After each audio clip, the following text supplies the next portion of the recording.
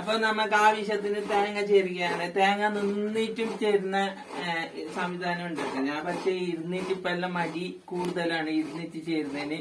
അതുകൊണ്ട് നമുക്ക് ഇരുന്നിട്ട് ചേരാനാണ് പണ്ടേ മുതല് താല്പര്യം. അതുകൊണ്ട് ഇരുന്നിട്ട് ചേരുന്നതാണ്.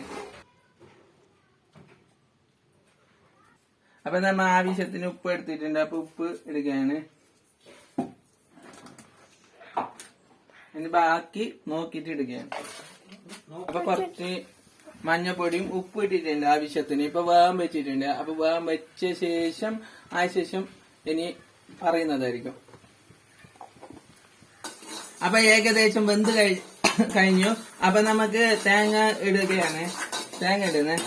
അപ്പൊ അതിനുശേഷം ഇത് വാങ്ങിട്ട് വെക്കും. വാങ്ങിട്ട് വെച്ചിട്ട് പിന്നെ കടുക് പിന്നെ മുളക് എല്ലാം ഞാൻ ഇട്ടിട്ട് റെഡി ആയ ശേഷം കടിക്കാണ്. അപ്പൊ നമ്മ എണ്ണ വറുക്കാനായി. ലാസ്റ്റ് എണ്ണ വറുക്കലുണ്ട്. അപ്പൊ എണ്ണ വറുക്കുന്നു. കുറച്ച് എണ്ണ ഇട്ടു. അപ്പൊ അതുപോലെ എണ്ണ കുറച്ച് ചൂടാകണം. ചൂടായ ശേഷമാണ് കടുക് ഇടുന്നത്. ഇപ്പൊ എണ്ണ ചൂടായിട്ടുണ്ട്.